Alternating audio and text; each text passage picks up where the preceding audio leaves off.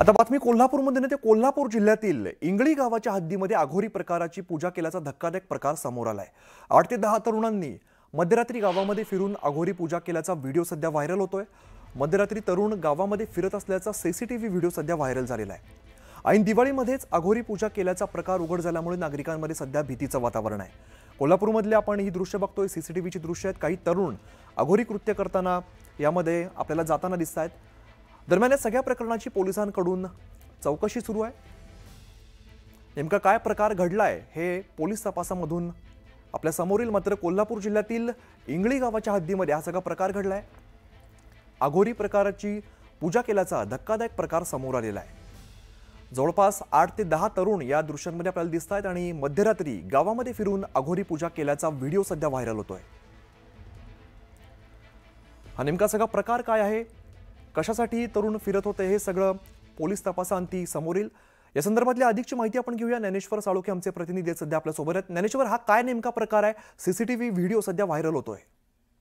आम्ही इंगळी गावामध्ये हा घडलेला प्रकार आहे। रात्रीच्या सुमारास काही युवक आहेत ते या सीसीटीव्ही दृश्यामध्ये दिसत आहेत। त्यांच्या हातामध्ये अघोरी पूजेचं साहित्य आहे आणि त्यांनी गावातील मुख्य रस्त्यावरती अघोरी पूजा केल्याचं काल सकाळीला उघडकीला आलं होतं आणि या अनुषंगाने पोलिसांनी सीसीटीव्ही तपासले असता ह्या तरुणांचा व्हिडिओ आता समोर आलेला आहे।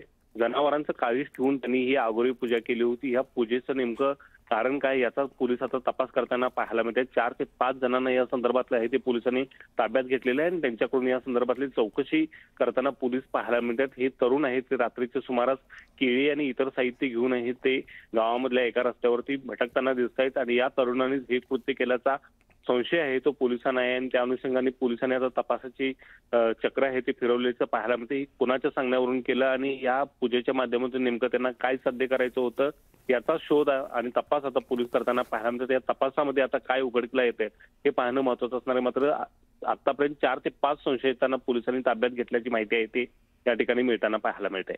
अमित, ज्ञानेश्वर, हे सगळे तरुण नेमके कुठले होते? ज्या 5 तरुणांना पोलिसांनी ताब्यात घेतले ते कुठले होते याची माहिती मिळते का?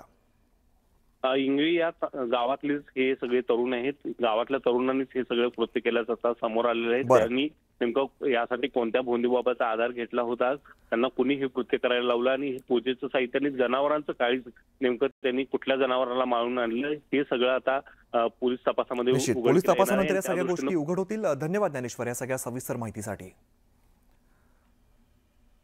आता बातमी धुळ्यामधून येते। धुळे जिल्ह्यातील शिरपूर शहरामध्ये भेसळयुक्त दुधाचा एक प्रकारचा व्हिडिओ सध्या सोशल मीडियावरती चांगलाच व्हायरल होतोय आणि हा व्हिडिओ शिरपूरमधील असल्याचा दावा केला जातोय।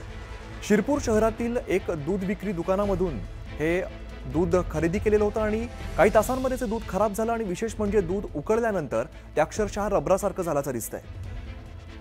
महिला या व्हिडिओमधून ते दाखवून देते आणि धक्कादायक व्हिडिओ सध्या समोर आलाय। स्थानिकांनी सध्या या संदर्भात कारवाईची मागणी केलेली आहे। या व्हिडिओमुळे बाजारात विक्री होणाऱ्या दुधाच्या गुणवत्तेवरती प्रश्नचिन्ह उपस्थित झालंय।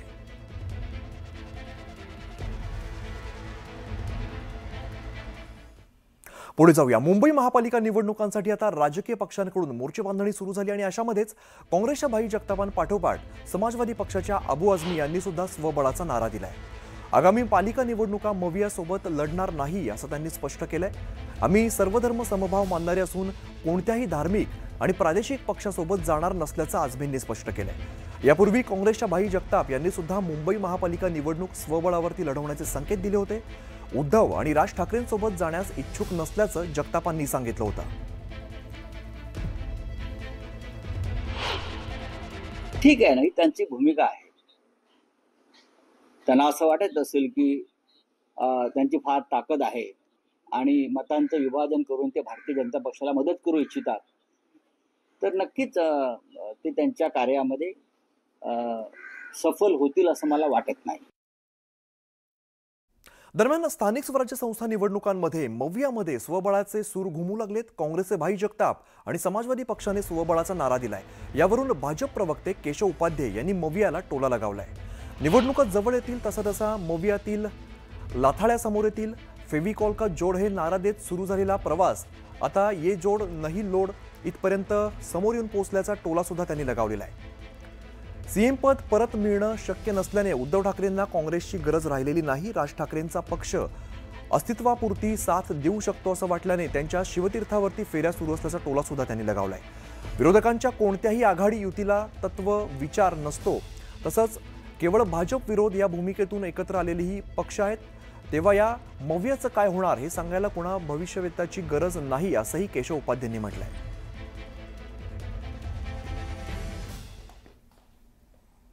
दरम्यान आपण स्क्रिप्ट वाचून टीका करत नाही, कडूंसारख्या चिल्लर व्यक्तीकडून सल्ला घेण्याची गरज नाही असं प्रत्युत्तर राणांनी दिलेलं आहे. आपण 4 वेळा आमदार झालो असून ज्यांना जनतेनं नाकारलं त्यांना आपल्यावरती बोलण्याचा अधिकार नसल्याचंही त्यांनी प्रत्युत्तर दिलंय. तर बच्चू कडू हे पैसे घेऊन आंदोलनं करतात असा आरोप सुद्धा केलाय. ओके, तुमच्यावर त्यांनी असा आरोप केलेला आहे की तुम्ही दोघं जण नवरा बायको वेगवेगळ्या पक्षात राहता, तुम्हाला स्वाभिमान नाही आहे, तुम्हाला ही जी स्क्रिप्ट आली आहे वरून देवाभाऊनी पाठवलेली आहे म्हणून तुम्ही बोलत आहात. कोणाला स्क्रिप्ट द्यायची गरज नाही आहे. चौथ्यांदा मी आमदार झालेलो आहे. मी कावरला कुत्र्यासारखं बोलत नाही. ज्याप्रमाणे एक चिल्लर सारखा कावरला कुत्र्यासारखा जो बच्चू कडू बोलते त्याला खऱ्या अर्थानं आता औषधीची गरज आहे. अशा प्रकारचं वक्तव्य करून की वेगळ्या पक्षामध्ये आम्ही काम करतो, एका घरात 4-4 पक्ष आहे, 4-4 विचाराचे लोक राहतात, आपापल्या विचारांनी वेगळ्या पक्षामध्ये काम करून वेगळं नेतृत्व स्वीकारून महाराष्ट्रासाठी देशासाठी काम करतात. हे काही नवीन नाही आहे. पण माझं म्हणणं आहे, तुमचं काय, तुम्हाला लोकांना शिवा देणे, आमदारांना कापून टाकणे, त्यांच्या घरासमोर नांगडं होणे, अशा सेक्रेटरीला मारलं, कलेक्टरला मारलं, कमिशनरला मारलं, मुख्यमंत्र्यावर बोलता, उपमुख्यमंत्री, तुमची काय अवकात आहे? तुम्ही एवढे चिल्लर आहे की तुम्हाला एका शेतकऱ्याच्या मुलांनी, प्रवीण तायडे अचलपूरमध्ये शेतकऱ्याच्या मुलांनी तुम्हाला पाडलं. तुम्हाला स्वतः तुमच्या मतदारसंघात शेतकऱ्यांनी नाकारलेलं आहे. त्या ठिकाणी कुठल्या प्रकारच्या 50 लोकांना तुम्ही आजपर्यंत 4 टर्ममध्ये रोजगार देऊ शकले नाही. पूर्ण फेल्युअर आमदार म्हणून तुम्ही त्या ठिकाणी होते. त्या झालेल्या लोकसभेत किंवा राज्यसभेच्या निवडणुकात देखील आरोप केला बच्चू कडू, काय नेमकं तुमचा आरोप आहे? नाही, आरोप काय, जर तुम्ही त्या राज्यसभेच्या उमेदवाराला जरी विचारलं किंवा ज्यांना तुम्ही मतदान करतात ते त्यांना जरी विचारलं, ते जरी सांगतील की हा बिना पैशाशिवाय याचा पत्ते हलत नाही, आंदोलन करते तर पैशासाठी, कुठल्या प्रकारचा पाठिंबा देते पैशासाठी, मतदान करते तर पैशासाठी. यापूर्वी राष्ट्रवादी तुम्ही सोयीचं राजकारण करता होतं ना. आता सगळेजण सोयीचं करतात, शरद पवार सोयीचं करतात, उद्धव ठाकरेंनी सोयीचं राजकारण केलं, सगळे आपापल्या सोयीचं राजकारण करतात. तुम्ही तर सुरुवातीपासून जेव्हापासून निवडून आले तुम्ही त्या ठिकाणी पहिले काँग्रेसला सपोर्ट केला, नंतर उद्धव ठाकरे सोबत राहिले, एकनाथ शिंदे सोबत राहिले, भाजप सोबत राहिले. आता तुम्ही पूर्ण तुमचा रेकॉर्ड ब्रेक करून टाकलाय तुम्ही. रवी राणा ज्यांनी बच्चू कडू यांच्या सर्व आरोपांना उत्तर दिलेलं आहे. प्रेजरो सागरचा संजय शेंडे, न्यूज 18 लोकमत, अमरावती. इकडे पुण्यातील शिवसेना नेते रवींद्र धंगेकरांनी आपल्या एक्स हँडलवरील लोगो असलेला फोटो बदललाय. पुणेकर फर्स्ट असा नवा फोटो असलेला कव्हर फोटो धंगेकरांनी ठेवलाय. रवींद्र धंगेकर यांच्या विरोधात पुण्यातल्या भाजपाने मुख्यमंत्री देवेंद्र फडणवीस यांच्याकडे काल तक्रार केली होती आणि त्यानंतर एकनाथ शिंदे रवींद्र धंगेकर यांच्यावरती कारवाई करतील अशी राजकीय वर्तुळात चर्चा होती. त्यातच धंगेकरांनी फोटो बदलल्यामुळे आता चर्चांना उधाण आलंय.